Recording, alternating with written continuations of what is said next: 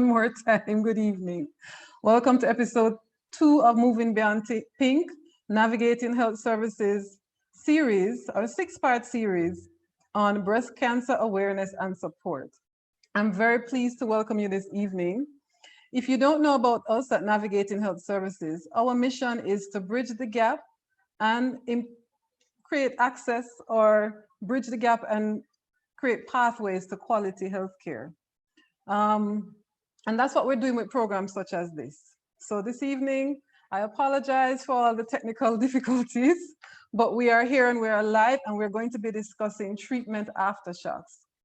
Now, when I first thought about, the title for this particular episode, I thought back to a presentation I did just about maybe 8 years ago when the Jamaica Cancer Society were celebrating 10 years of Relay for Life, and they invited me on a panel to discuss lymphedema.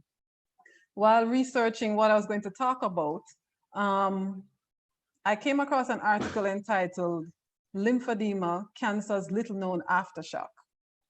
And it had me thinking, and I decided to name my presentation, to entitle my presentation that. And when I was thinking about discussing treatment side effects and all of those things, that's the idea that came to me about this particular episode. And so we only have an hour to get through all of this, and it will be a lot.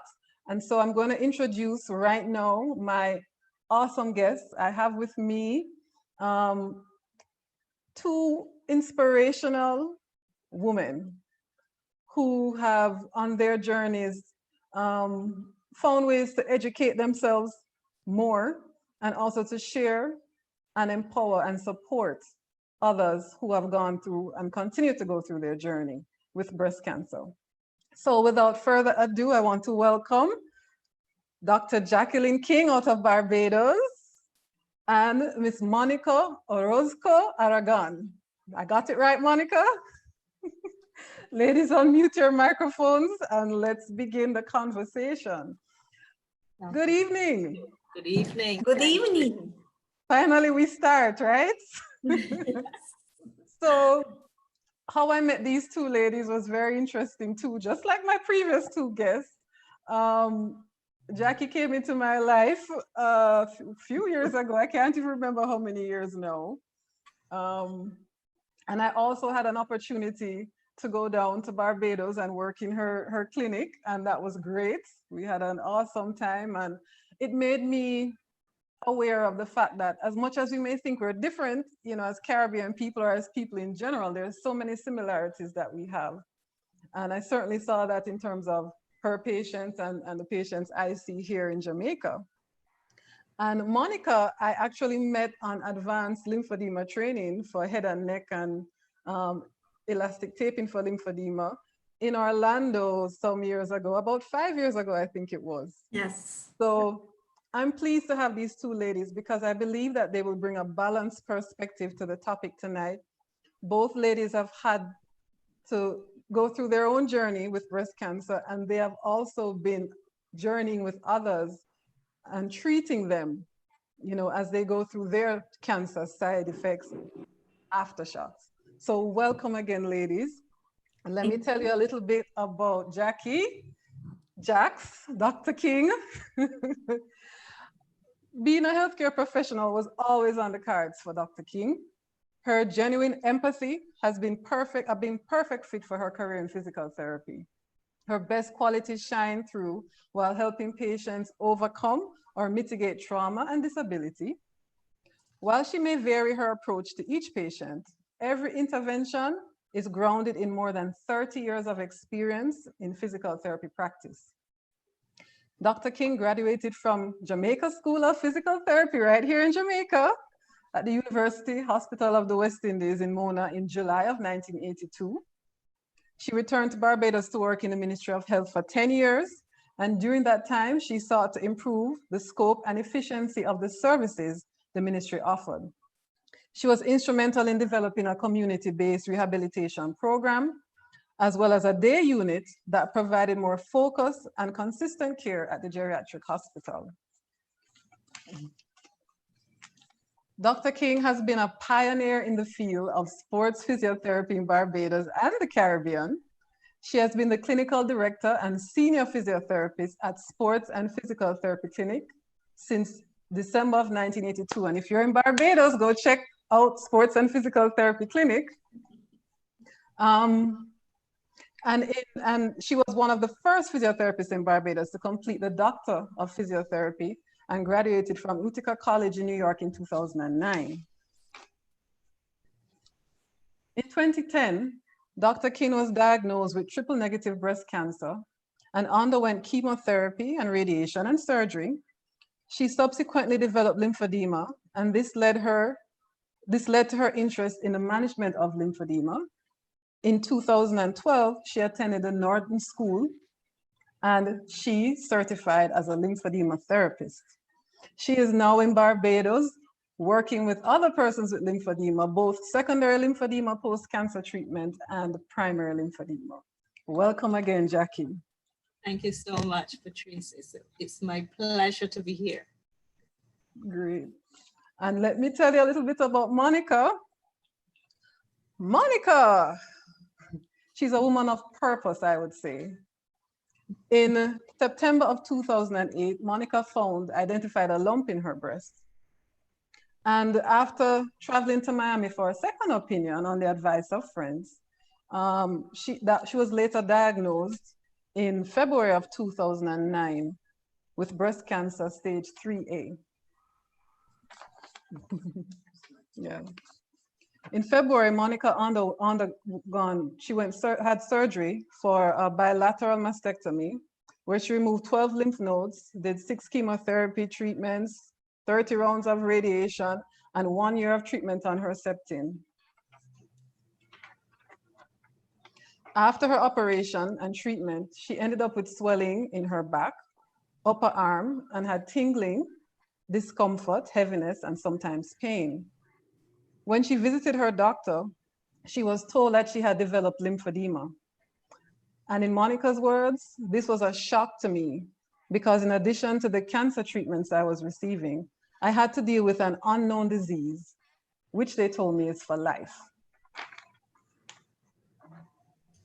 When Monica returned to Guatemala, she participated in a support group with people with lymphedema who did not know they had it.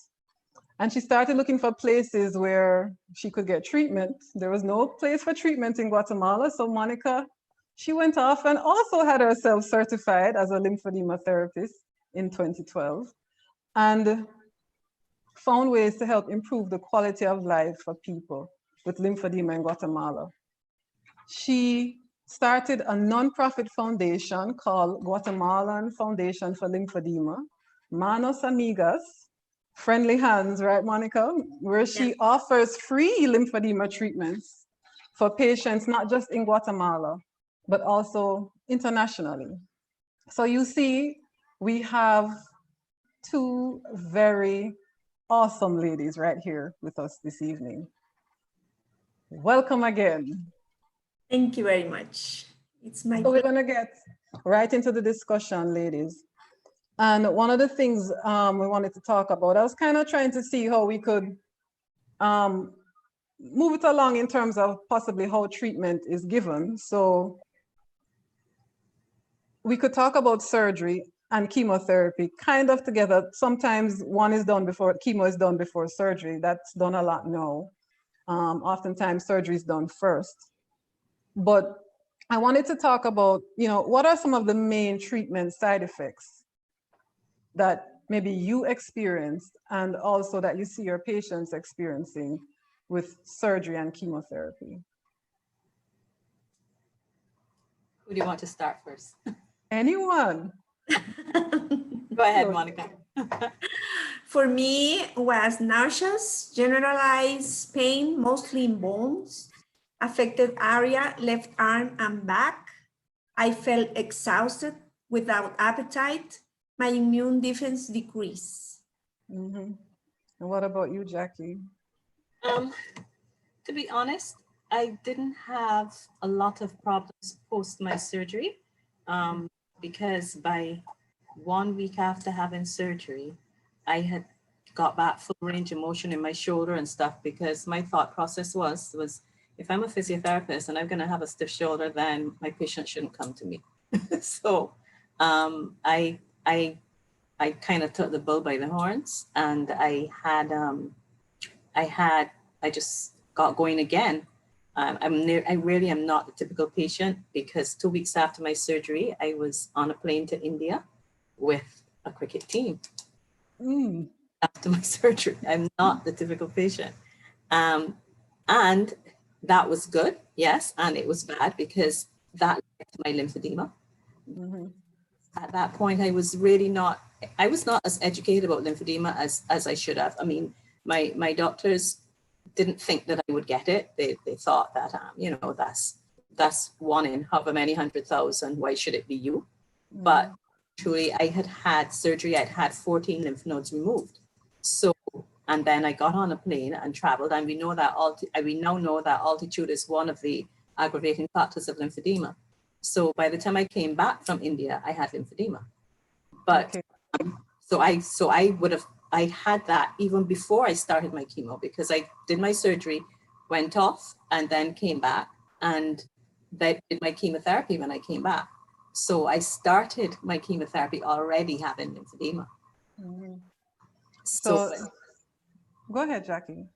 So then from chemotherapy, I guess the things that bothered me most was well, I don't know if it bothered me, but the things that happened was that I had my fingernails got dark, the tingling in the fingertips, tingling in toes, and I lost my hair. And that was basically, and I think the loss of taste, because I mean, I was kind of thinking, what's happening with this food? These people aren't cooking food that tastes good anymore. But it wasn't them, it was me. I lost the whole sense of taste. But those are the things I think that were my immediate stuff after my surgery, during the chemo. Yeah, I think some of the things you mentioned that we should point out is that the loss of taste, because I think that's something that a lot of people don't necessarily think about, or may not have even heard, that they may lose their taste. In terms of the fingernails, I have had people come to me and kind of in shock that you may have been told your fingernails may get darker, but they did not know that they could actually drop out. And so, yeah.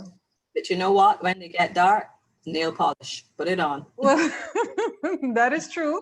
And I've seen that too. I've seen that. But, I just wanted to, just to point out some of those things, because even in terms of the hair loss, I think for some people, that may be one of the more common side effects that we'd hear about. Monica mentioned being nauseous.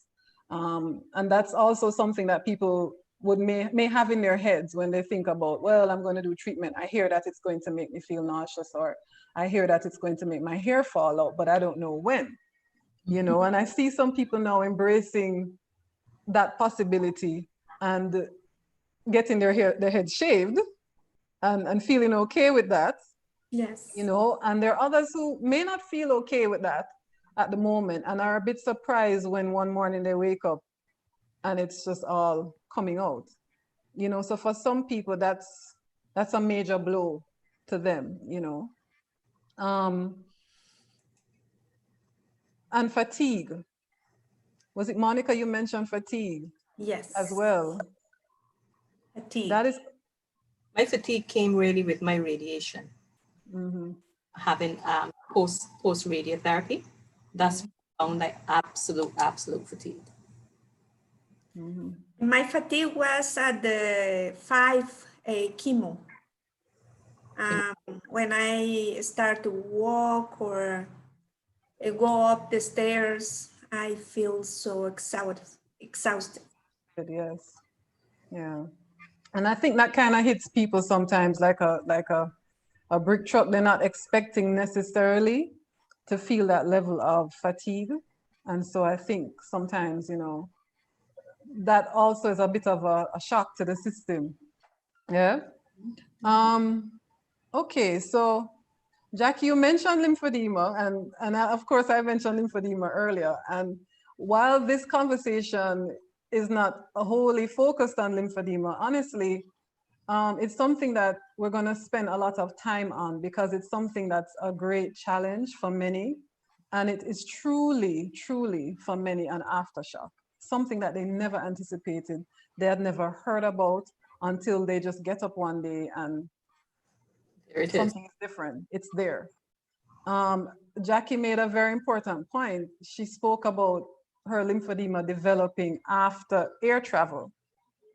And actually, I would say a lot of individuals that I've met also had a similar experience. They were not told that there was a possibility that air travel would create a challenge for them. And so they were not prepared. Well, they didn't know about lymphedema anyway. So they were definitely not prepared. Would you say though, for you both, that lymphedema was one of the bigger aftershocks for you post-treatment? For me, yes, because I didn't know about lymphedema.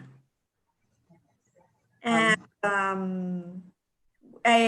when I feel my arm swollen, I was scared because I think that I have cancer again.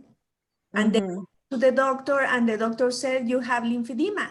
And I said, why? What's that? You say I have cancer. You changed your diagnosis. And then he explained to me about lymphedema, and I have to live with lymphedema about 11 years. Well, Jackie? I mean, I knew of the existence of lymphedema. I knew that it existed, but you know, you never think that these things are going to happen to you. You think that I'll be okay. And I just woke up one morning in India and my watch strap was tight. And I was like, I'm not getting fat. What's happening here? But then, you know, you gradually realize that that's what it is. And you have to deal with it. And I have to be honest and tell you that I became a patient rather than a therapist at that point, because I went into denial. No, I'm not doing this. I'm not wearing a sleeve. I'm not doing anything. And then you recognize that your arm starts to get bigger. So you have no choice but to manage it. And the sooner you start to manage it, the better it is. I mean, we as therapists know that now, but initially the patient aspect cuts in. I'm not wearing that sleeve. This is not going to bother me. No, my arm is not going to get big, but you know, it starts to happen and then you have to manage it. And managing lymphedema is a lifelong thing. I mean, as Monica said, it's 11 years for her. It's just about 10 for me. You just have to manage it and keep going. So Jackie, since we're on the topic, let's tell people what lymphedema is. What is lymphedema? Lymphedema is a progressive swelling. It can be a progressive swelling in tissues that happen after you've had anything done to your lymph nodes. And that's as simply as we can put it. Most people who have had surgery for breast cancer quite often have removal of their lymph nodes as a preventative measure. And once you do anything with the lymph nodes, you have the possibility of having lymphedema coming. And what it is the swelling. What the lymph nodes do in the body is that they circulate and they transport fluid across the body. Now, if you remove them from your armpit, your axilla, then chances are that you can have lymphedema. Some people luck out in that there are other channels in the body that take over, and people will have lymph nodes removed and never have lymphedema. But there are those who can have as few as 1 or 2 removed and still have lymphedema. So lymphedema is one of the things that, as Patrice would say, can be an aftershock. And it's one of the things that I like to teach my patients as a possibility of having. And if we know about it, if we are educated about it, then we can start to manage it from day one. So what I like to do where the patient is concerned, I like the doctors to send the patients even before they do the surgery.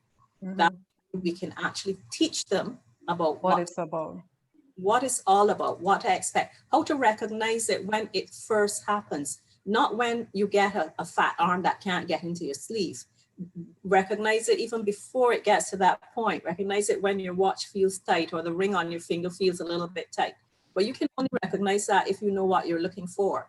So we like to do that. We like to do the baseline measurements before you actually have your surgery, so that we know what the measurements on your arms are before surgery, before you've had surgery. And so, sorry, Jackie, that's an important point. And it's something that we don't see enough of. You know, we don't see enough of referrals for people before they have surgery. And so, you know, you're not given an opportunity to properly educate people on their bodies in general, and some of the other things, not just lymphedema, but some of the other things that, you know, that may affect them on this journey. and the thing with lymphedema, it doesn't necessarily always have to be in the arm. It can be body, it can be on your chest wall, it can be, if you've only done lumpectomy, it can be in the breast. So it's good that you can get an opportunity to explain to patients what to expect and what to recognize if it happens. So that's what I've been trying to do in getting the doctors to send the patients before they actually have the surgery. You educate them, so that when it actually happens, they manage it a little bit better than I did at the beginning. Right. So in talking about lymphedema now, we were talking about, you know, people presenting with swelling. Jackie, you were talking about some of the symptoms, some of the signs that you had. Your watch band feeling tighter.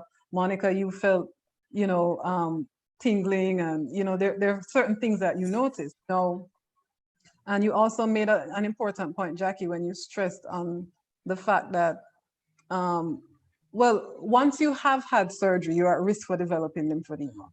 Yep. So I think this is a good segue into talking about the stages of lymphedema. And it is said that there are actually there are three main stages, but it can be said that there are 4 stages of lymphedema.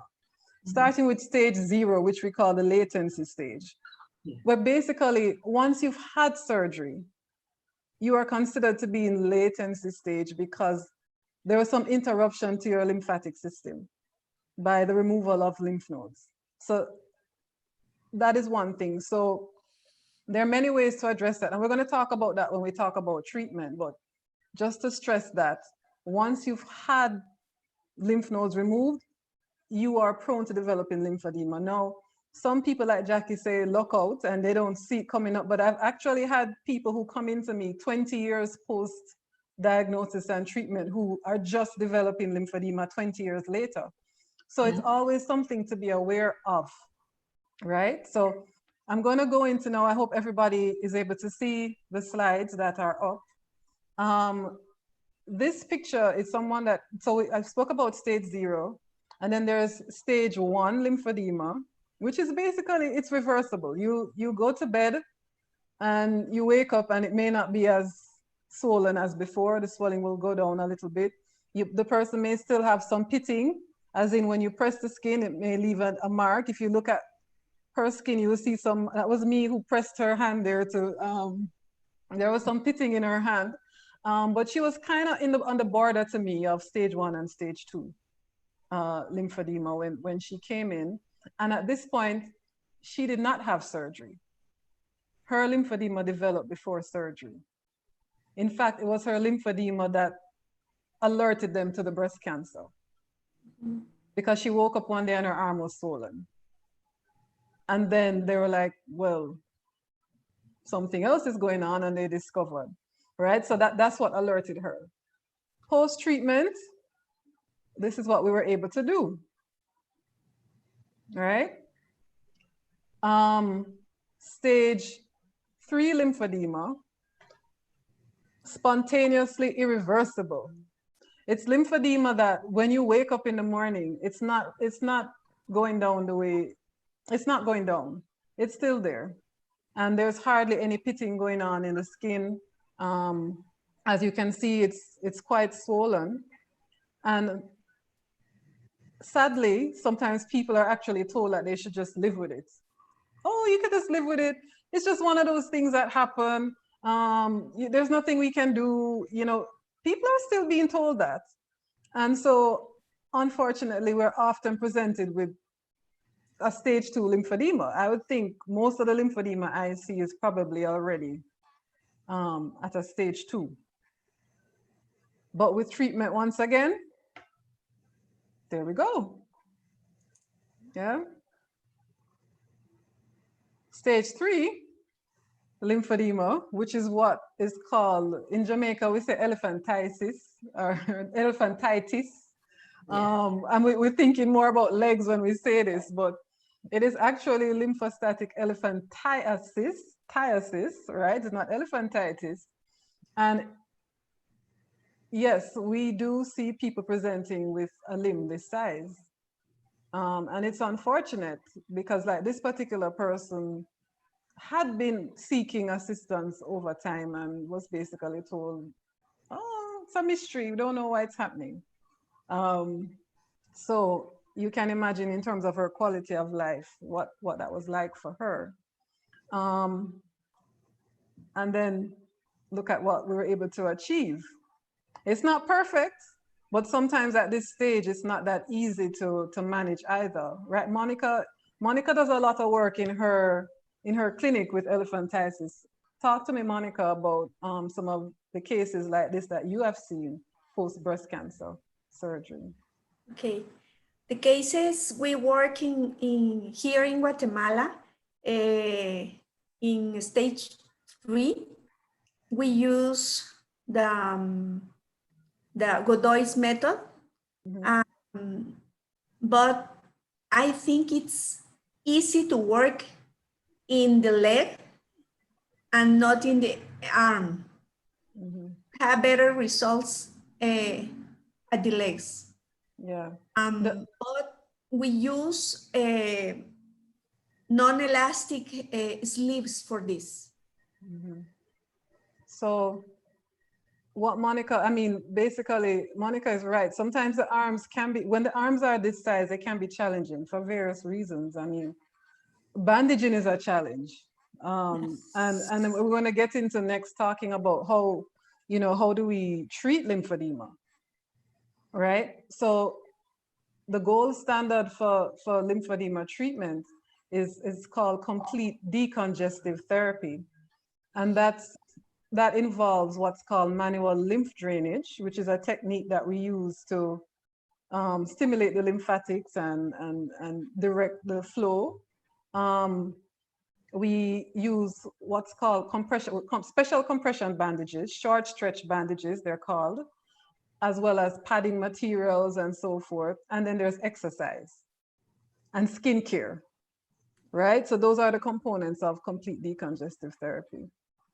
And this is what an arm bandage would look like.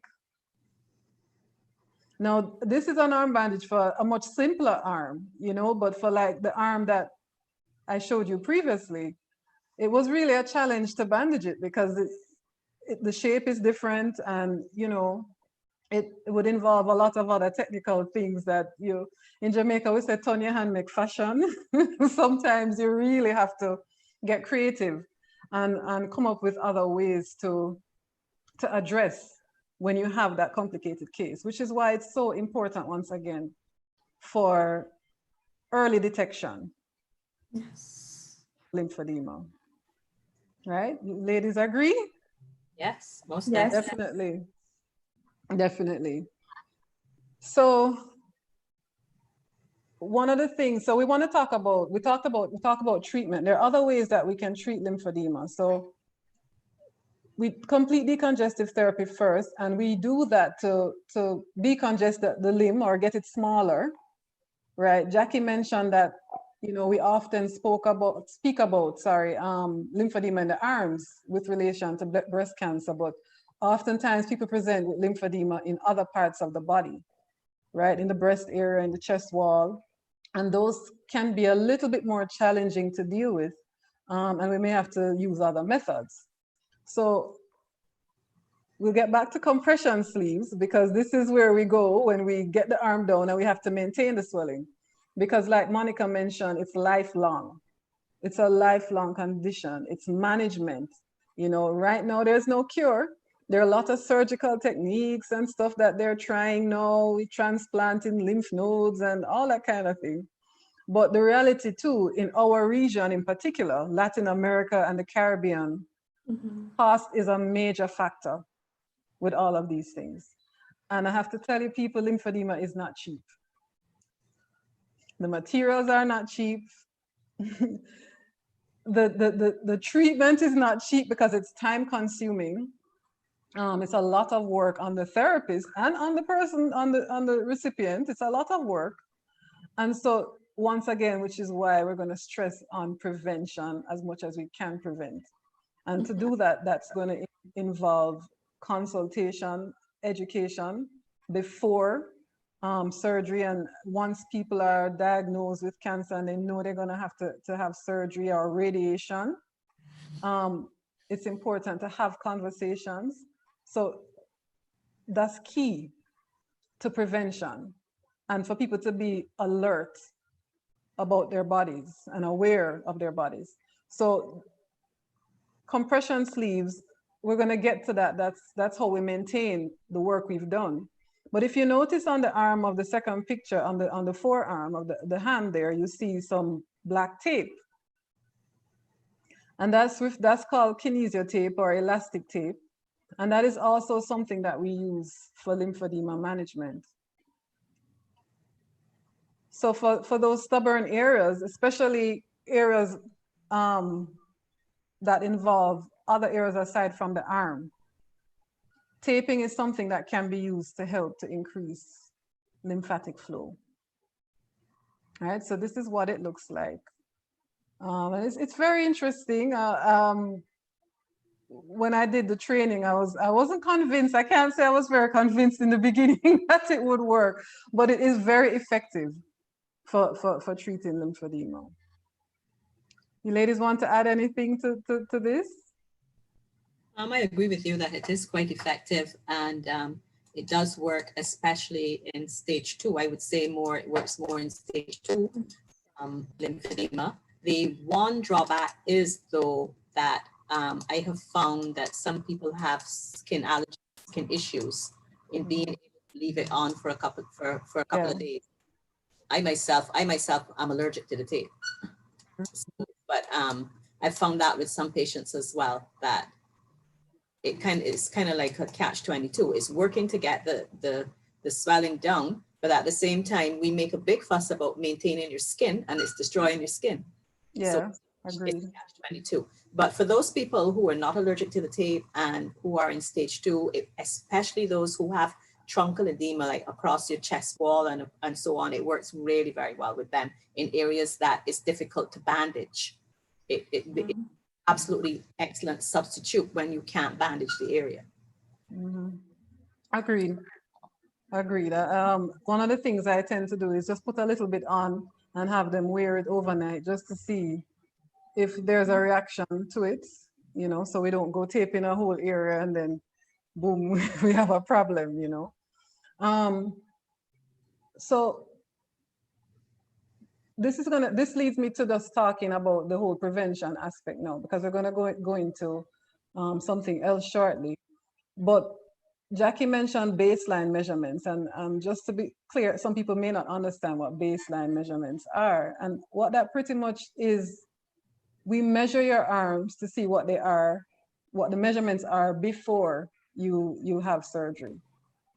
And we measure both arms are measured. Always both arms are measured initially, because you need to see, you know, if you don't meet people, especially for baseline measurements, you're gonna have to measure both arms. The arm that supposedly we say is a normal arm, so you can compare and kind of see, you know, what the other side would be like. But when you get the arms measured before surgery, you know what the other side is like. You know, so it makes it easier for us to kind of track you a month, 2 months after surgery to see if there are any changes in your arm, that kind of thing, so we can know how to guide you then. What are some of the things that you discuss with your patients in terms of prevention, Monica? Excuse me? What are some of the things you discuss in terms of prevention for lymphedema with your patients? Okay. Okay, I said to my patients, they have to avoid do repetitive movements and do physical activities without their sleeves. They have to use the sleeve when they are sweeping or washing the dishes or gardening, and they can't lift things more than 5 pounds. And it's important avoid the pneumatic compression pump. So Monica said quite a few things there. So one of the things is, one of the schools of thought is, because we mentioned before that people can, once you have surgery, you're basically in what is called latency or stage 0 of lymphedema. One of the things that Monica does is have people measured and fitted for a compression sleeve at the lowest compression, right, which is like 15 to 20. And to have that sleeve to be used when they're doing certain physical activities around the house and that type of thing as a preventive measure. Would you agree, Jackie? I agree. It's not something that we do here, but it is an idea to do it in that way. It then also provides another cost for the patient, but it is a good idea to do it. We actually don't make patients who don't have diagnosed lymphedema wear sleeves, but it is an idea to prevent. If we're thinking about prevention, it is an idea for prevention. Mm-hmm. But we would have to be very careful in making sure that the compression is not too much, because in that way we can also damage lymphatics if the compression is too much. Yes, it has to be the lightest compression. The absolute lightest. 15 to 20. And it has to be only worn during activity, as Monica said, and not outside of doing things. And definitely not for sleepwear. No. And that goes across the board for compression sleeves. Yes, compression sleeves are not slept in. Mm-hmm. You sleep in your bandages or in your your alternatives, your bandage alternatives, like your Mobiderm or your your compression alternatives, but certainly not in your sleeves. Right. So while we talk about compression sleeves, I had this picture up before. Monica, you have some compression sleeves. You can give us an idea what they look like. So Monica is also wearing her compression sleeve tonight here. So years ago when I was trained back in 2006, we were not privy to all these fancy compression sleeves. We only had one beige color, which for most people was not ideal. And especially as people of color in the Caribbean region, you would find that the compliance level was quite low. People didn't want to wear it because they just figured, like in Jamaica, it looked like a wooden foot. Well, they didn't want to wear it. So thankfully, as the years have gone by, they've come up with other colors. So the ones on screen here now are chestnut, which is really what I would say most of the people that I meet wear. Women of darker complexion, even some of lighter complexion actually prefer the chestnut color sleeve. Some of what Monica was showing us, there's a brand called Lymphedivas that has sleeves of any kind of color, shape, print, whatever you could think of, they have it.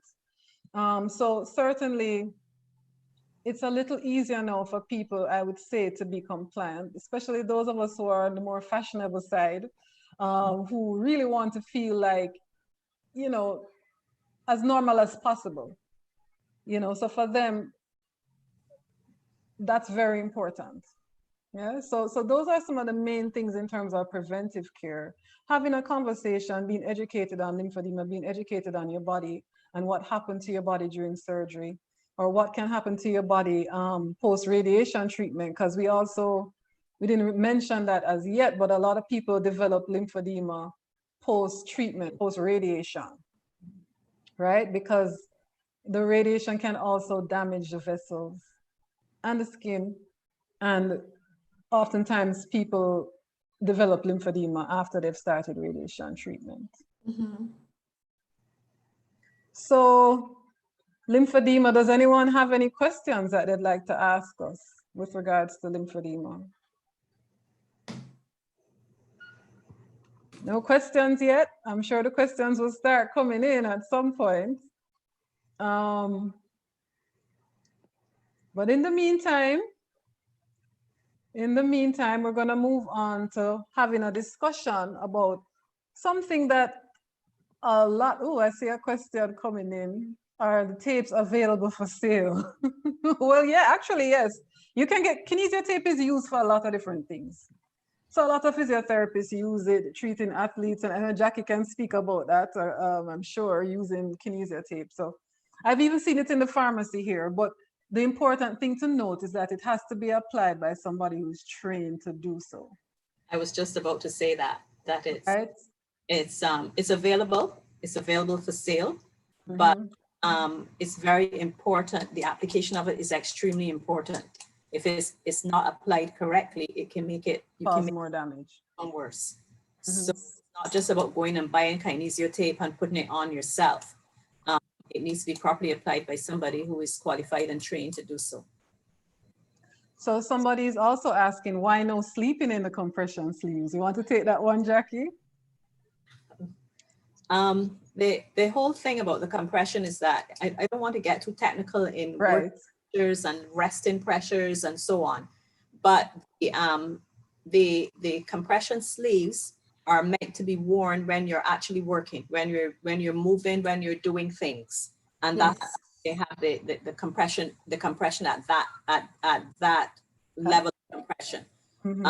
For sleeping, what you need to wear are your compression bandages, which are your resting compression rather than working compression. So no, as a matter of fact, sleeping in your compression bandage can even cause you more swelling. In your sleeve, yes. Want to do. It can if you sleep in it. So somebody was also asking, can the sleeve make lymphedema worse? It depends on the sleeve. Yes. If it's not fitted properly, or the right compression is not, it's not the right compression, some of those things can cause it to get worse. Some people though, when you get a new sleeve, because the thing is, like for myself, I don't necessarily have a lot of people wearing gauntlets, which are the gloves that people wear when they have swelling in the hand. And sometimes when they get a new compression sleeve, there may be a little bit of swelling in the hand, but over time, it will go away. But it can definitely make it worse if it's not fitted properly, or if it's not the right compression.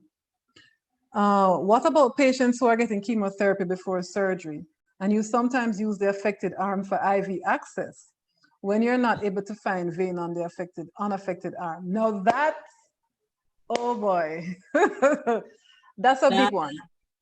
That is a big one.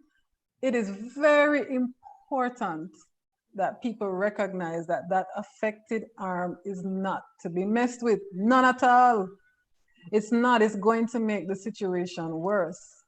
And we were having that discussion, weren't we, Jackie? Yes, we did. So absolutely no needles on the affected side. Absolutely no blood pressure taken on the affected side. None of that nature. That affected side is your newborn baby. You are not having anything done on that side. Find IV access somewhere else in your body, in your leg, in your groin, wherever else, in the other arm, but certainly not on your affected side. And I think it's probably even worse if you've not had surgery and you're just having your chemotherapy first, because it means that your tumor is still very much there. There's still the chance of the lymphatic system being blocked by a tumor. So that makes it even worse if you're having chemotherapy prior to your surgery. Yeah. I have a question here as well. I still have numbness in my upper arm, even after 2 years after radiation and surgery. Is this okay? Jackie? It is. I am wearing a sleeve 20 to 30. So my question for you would be, where did you get the sleeve? Were you fitted? Were you measured, fitted? Were you assessed for lymphedema? Why are you wearing a sleeve? Did you have swelling in your arm? So that would be my question for you, Carol. My question for you. So if you can answer that, so we can probably give some more feedback. And I think this is going to lead us into the next. She said I was measured and fitted. There was slight swelling. Okay. And what is the swelling like now? Did you feel that the sleeve? Do you feel the sleeve has been helping you? Was she only measured and fitted, or did she have treatment? Did you, thank you, Jackie. Did you have lymphatic drainage done, manual lymph drainage done, or were you just measured and fitted for a sleeve? Did you go to a lymphedema therapist to be measured and fitted for a sleeve? Let me see. Yes, you did. Okay. Okay. Well, the time is moving on us. So we want to move on now to something that is also a major, I would say, aftershock for many, because they have no clue what it is. And this is axillary web syndrome, otherwise known as cording. And you see me put up this picture on the screen here. The two pictures on your left are of what we call affectionately the cord in the arm. Most people have no clue what this is. And I have people coming to me post-surgery who don't have any swelling in their arms at all, but they're having a challenge in terms of in terms of range of motion and other things. They've been treated for frozen shoulders, all types of things, and still not getting relief. And then I just ask them to put their arm out, and boom, there's a culprit. Mm-hmm. Have you ladies had experience personally with axillary web syndrome? Jackie or Monica? Yes, I have. And you have it, Monica, you experience cording? Yes. Yes, and it was painful. Mm-hmm. Move my elbow. Mm-hmm. And it was easy, the treatment. My therapist do the therapy and finish with the cording. Okay. But it was so painful. What about you, Jackie? I didn't have axillary web syndrome, because remember I told you I was not the typical patient. I was moving my arm from day one. Mm-hmm. Didn't wait on it. But I have had many patients who have had axillary web syndrome, and once we recognize it, identify it, and manage it, and teach them how to keep the arm moving and so on, it's pretty easy to manage once you do it. But if you don't do it, then it causes severe restrictions in your movement at the shoulder. So it's something that you need to manage pretty early. Yes, agreed. Agreed. And it's something I feel that other therapists need to be informed about, because oftentimes it's very important. Non-lymphedema therapists. Non-lymphedema therapists. Who need to recognize the difference between this and what might present to you as a frozen shoulder and have a high index of suspicion in a person who has had breast cancer, who is with a shoulder that's not moving. I think, in all fairness, a lot of our colleagues wouldn't pick it up immediately. Those people who are not actually working with breast cancer, with secondary patients from cancer and so on, will have difficulty in actually picking up. They will just zoom in on a stiff shoulder, but recognize the axillary web syndrome. Mm-hmm. And I'm finding that more and more, a number of people are presenting to me. It's interesting though, because when I was trained, we were really taught that axillary web syndrome was mainly present in more slender women. That's what we were told initially. And honestly, I didn't see as much of it then as I see now. And I'm seeing it present in women of all shapes and sizes. It may be a little bit more difficult sometimes to see, in some women, but I'm finding that I see a lot more. I don't know if that's your experience as well, ladies. I see it in those people who have not been seen prior to their surgery, because once you've been seen prior to your surgery, then you recognize the need for movement and so on afterwards. But I see it a lot in the ladies who have not been properly educated, who are then afraid to move their shoulder after the surgery, who are afraid that the bandages are gonna fall off or the stitches are gonna pop out or that sort of stuff. So, but in those people who you don't see it when you have a patient who has been educated as to what to expect post-surgery. Agreed. Agreed. So, does anyone out there feel like you may have had an experience with axillary web syndrome or CORDY? That maybe you stretch your arm out. I remember one lady saying to me, I tell them it's not a vein, it looks like a vein, but it's not a vein. It doesn't feel like a vein, But if you have, if you've been having an experience of something like that in your arm, maybe that is what has been happening to you and it's something that you need to get checked out. Yeah.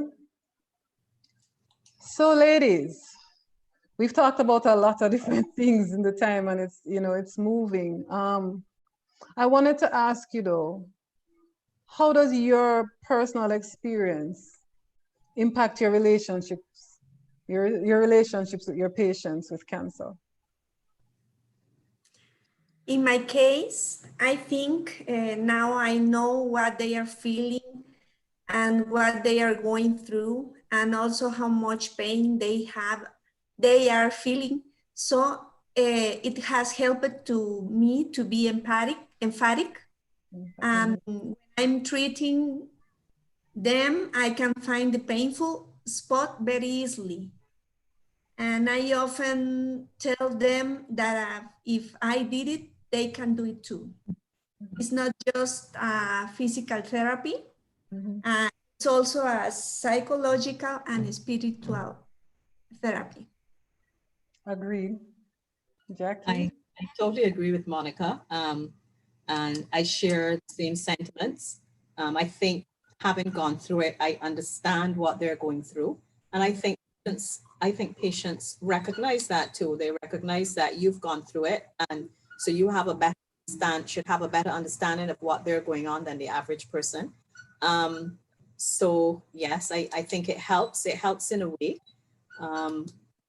It helps for the patients to understand that, okay, I'm going through this now. And yes, Jackie went through it too. And here she is, and I can get there too. So from that point of view, it also helps. And as Monica says, a lot of our work is not simply doing a treatment on a patient. You get to know your patients, you get to know their fears, we get to know how they're managing with it and how their coping skills, and you get to help them through that as well. Because you understand what they're going through. You understand why they feel what they do. I mean, you understand how they might feel. They might look perfectly well, but they might have fears of returns of cancer and stuff like that. And I don't think the average person who has not there and done that can understand exactly what it feels like. Yeah, I hear you. I hear you. I mean, Sorry, Patrice. No. I mean, I think about both of you, and both of you were led on this journey to help others and to train as lymphedema therapists because of your journey with cancer. And for me, it was the reverse. I went and I became a lymphedema therapist, and that led me to working with people with cancer, and led me on a journey, accompanying a lot of people that may not have had the experience myself, but I've certainly seen so many different sides to this journey. And you're right, Monica and Jackie, it is way more than just working with someone. We're told not to get attached, but you do. You get attached because, people come and share so much with you. and it becomes, you know, a different kind of journey. And so definitely I do understand that. I do understand that. But I wanted to know also, I mean, how does that impact you? You know, how does working with people impact you based on your personal experience? I think we have to, you have to be able, although you can emphasize, you have to be able to separate yourself. And the way I look at it, I mean, there are times when you lose patience. You've had somebody, you've been working along with them, they've been doing well, and then you've seen their cancer come back and you lose them, you know? And it's not easy. It's not easy to cope with, but I rationalize by saying that each one of us has a journey, and everybody's journey is different. We start in a point, we end in the same point. It's just that, you know, our journey is a little bit different along the way. And when I lose a patient, yes, it hurts, but then you have to rationalize, well, that was her journey. You know, my journey is different. This is my journey. You know, I don't know where I'm going on this journey, except we know what the end point is. We don't know what direction and which roads we're going to get there. And it's the same thing for everybody. And that's how I manage it. Because it is very difficult when you get attached. Well, attached, you know, you're not supposed to get attached, but you do get attached. Oh, you work get attached on a regular basis. You know everything about them. They know everything about you. But you have to look at it from that point of view, because if not, you know, you could never do it. You couldn't continue doing it if you didn't look at it from that point of view. What about you, Monica? I help some patients to die, to accept they are going to die. And I think it's part of our work. Yes, it is. To accept the problem and go through it. I think it's not easy for us, this part of the work. Yeah, I can see, because for me, having not gone through the experience, it's hard. And there are times when I will excuse myself and go and cry. I do. I come back and, you know, and be cheerful and everything, because it's not always easy to watch people go through these experiences. And certainly with treatment, you know, the treatment process for a lot of people, it's very difficult. It's challenging, you know, and you don't know, it's also a very personal thing. So even though, you know, we're here talking about these various things that could happen, it's still a personal journey for each person, you know. You don't know how you're going to respond to the drugs. You don't know how you're going to respond to certain things. We can only, you know, guide you with some suggestions that may help you, but you don't know how it's going to turn out, you know what I mean? So it can be challenging, walking with people on this journey, definitely. There was something I thought back about. We didn't speak as much about radiation, but there's something I wanted to discuss about that. The preparation for radiation, the preparation of your skin for radiation. Because what I find happening is that a number of people come to me and post-surgery. I'm happy when I see people before they have to do radiation, because we can have a conversation. Oftentimes, in particular, our women, they may have challenges even looking at themselves in the mirror post-surgery, and challenges even relating to and touching that area of their bodies.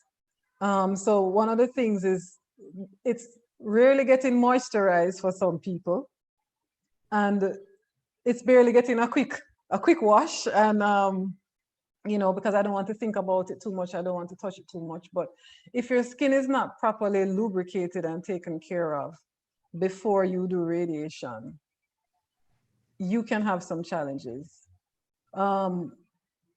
Pick up on that for me, Jackie.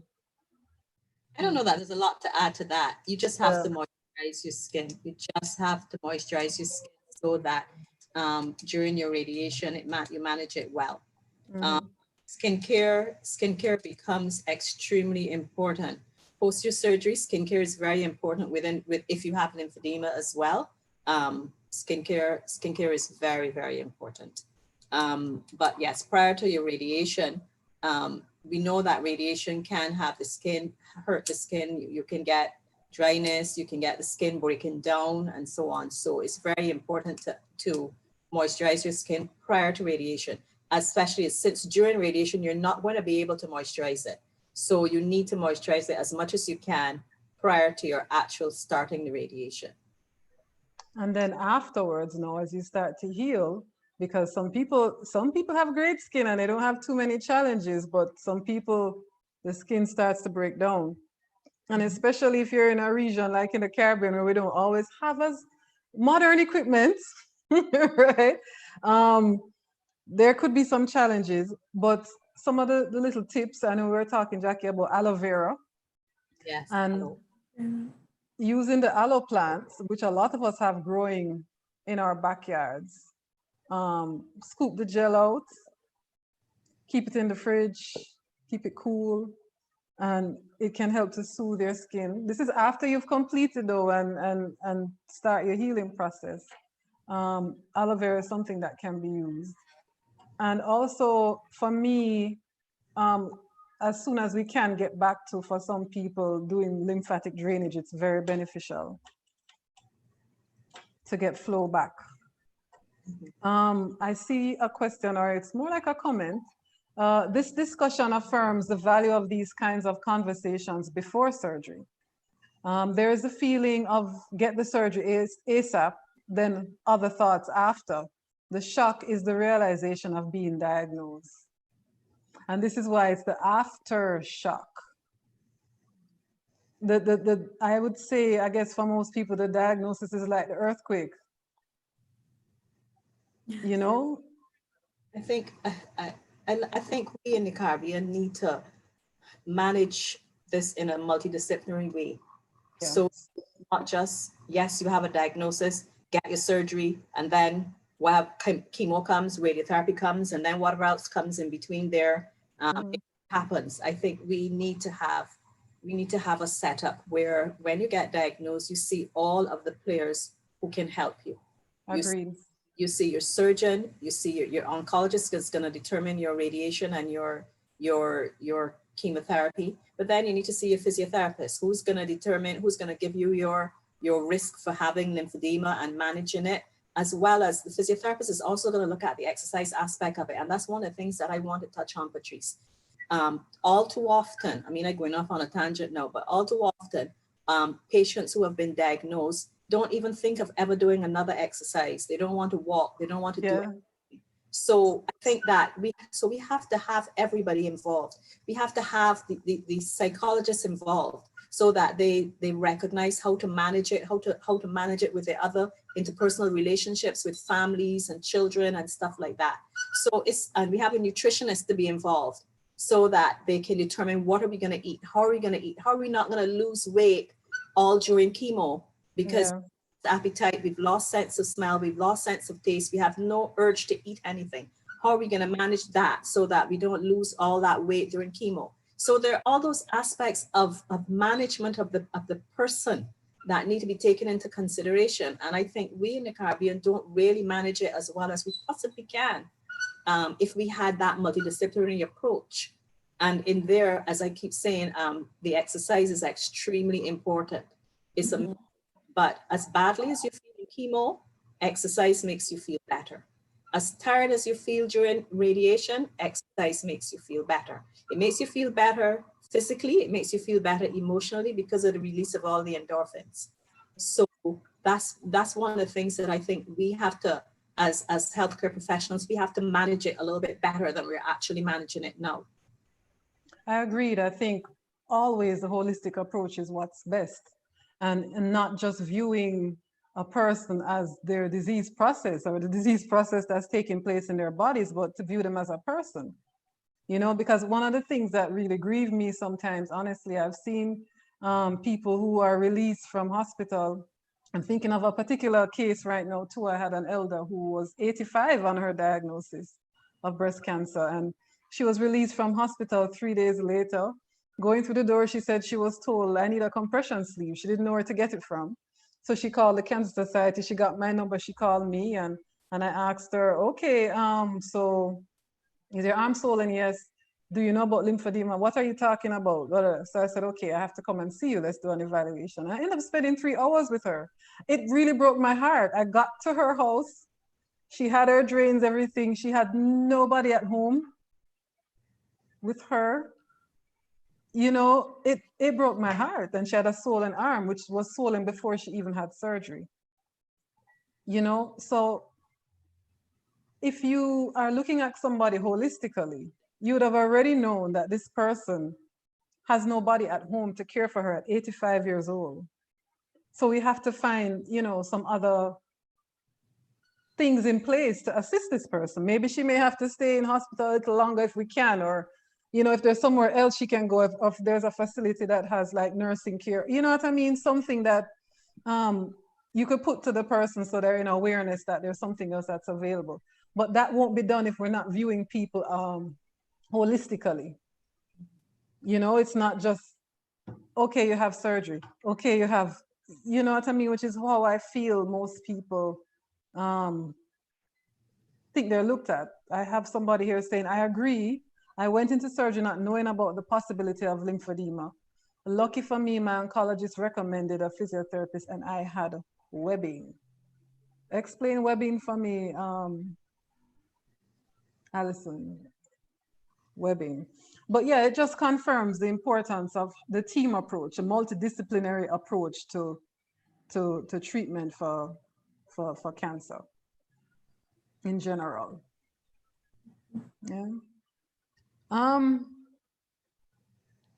that also I wanted to ask, so that brings up the point too, where do most of your referrals come from for lymphedema? Do you find it coming from the doctors, hospitals, or are you finding it coming from other persons who have gone through the experience, telling their friend to you know, I had this done, maybe you should speak to this person?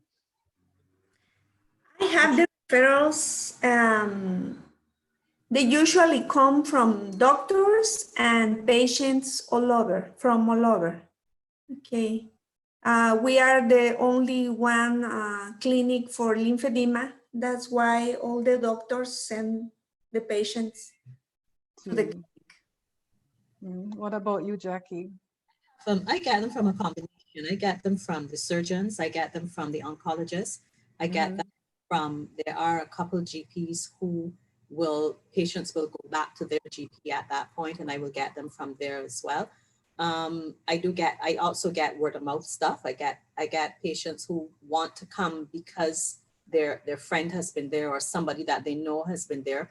And in that situation, I then contact their surgeon or their oncologist and make contact with them so that we know exactly what is happening. Because sometimes a patient doesn't exactly have a good understanding of exactly what's happening with them. And so once the person comes in and it's by word of mouth and they're not being referred, I then contact their surgeon or oncologist or whatever, so that I have a rapport with that person as well. And I would say similarly here, although I think maybe now most of the people are word of mouth people, that over the years, I think that would maybe the main way, but I certainly do have a number of oncologists and surgeons who would refer. My challenge sometimes is I think even for them, it's a challenge to know when to refer. And so even when you say, well, let me see them before. I rarely see, I'm happy when I do, but most of the people I see before they have surgery, that's usually a word of mouth connection. You know, a friend who went through the experience who's like, listen, you need to go and have a conversation. Oftentimes I've had some doctors who say to me, you know, when do we refer?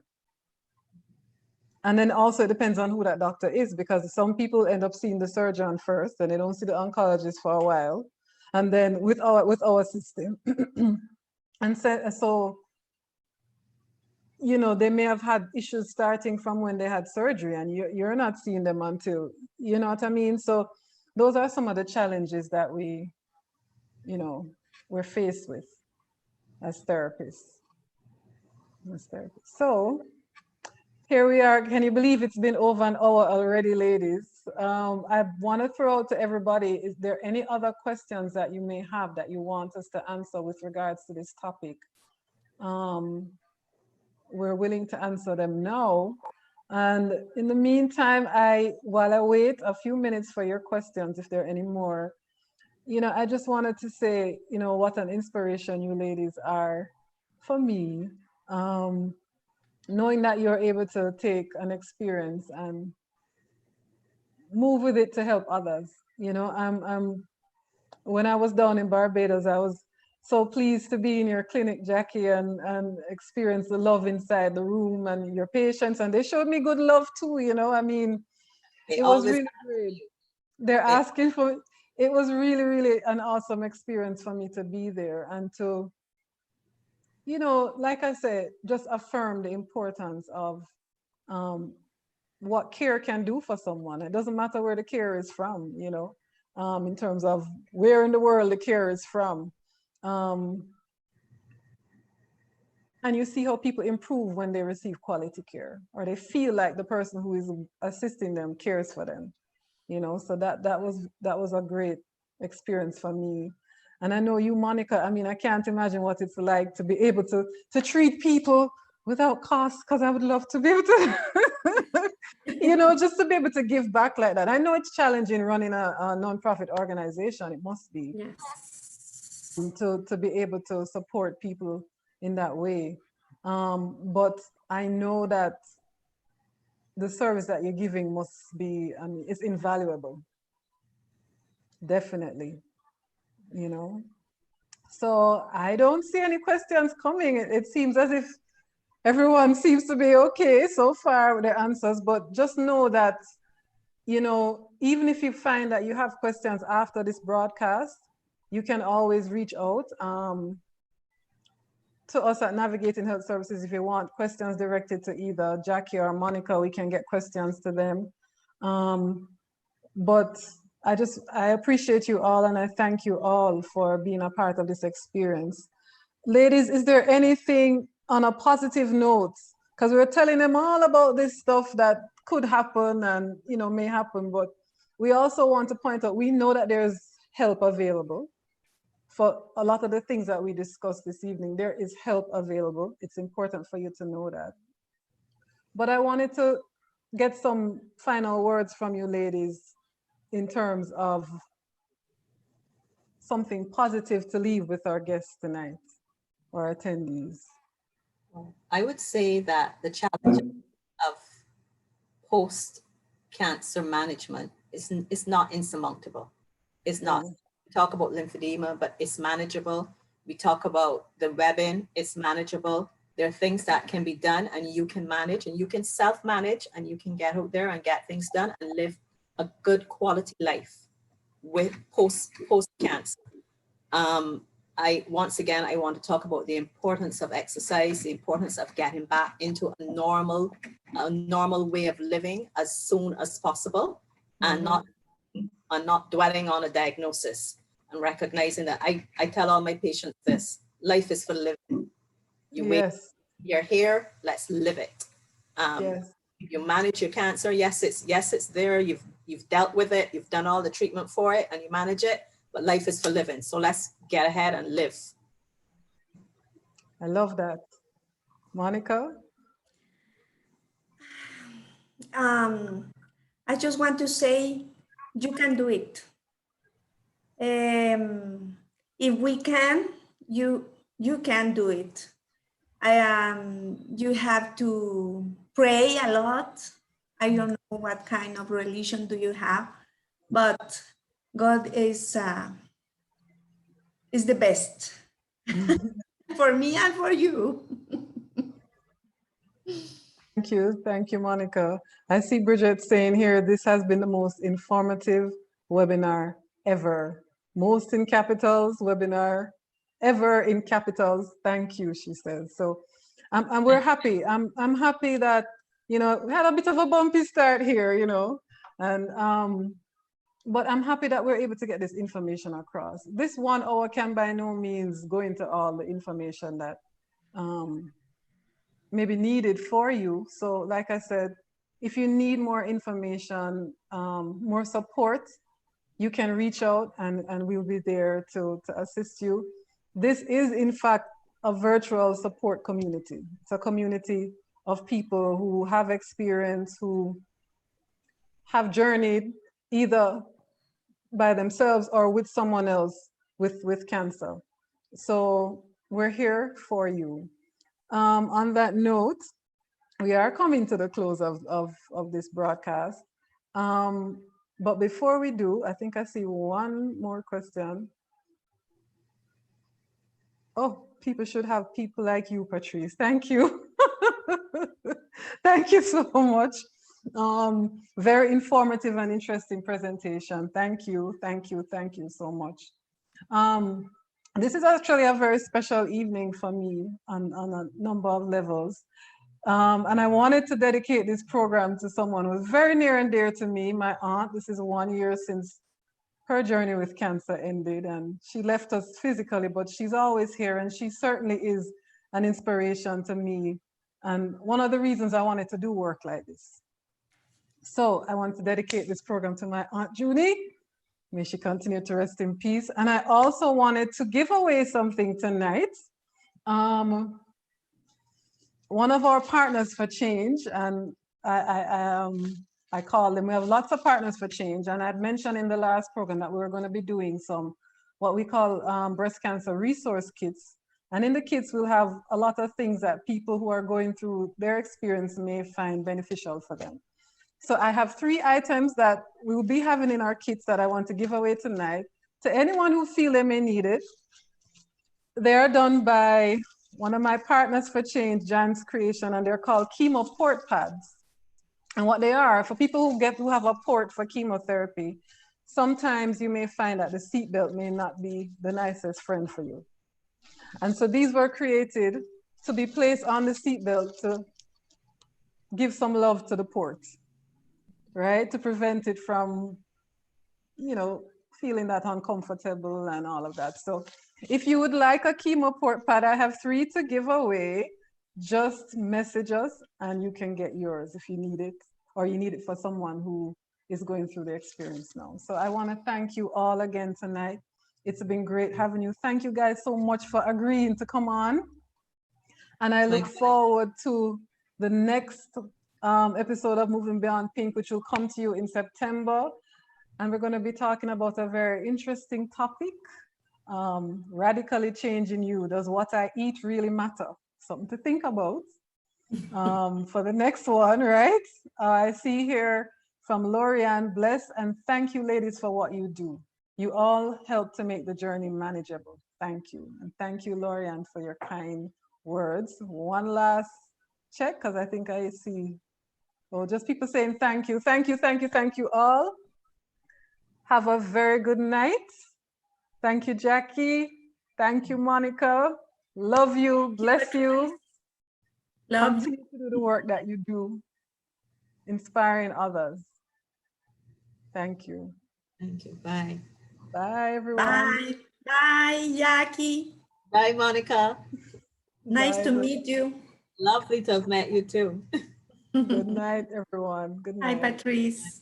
Bye.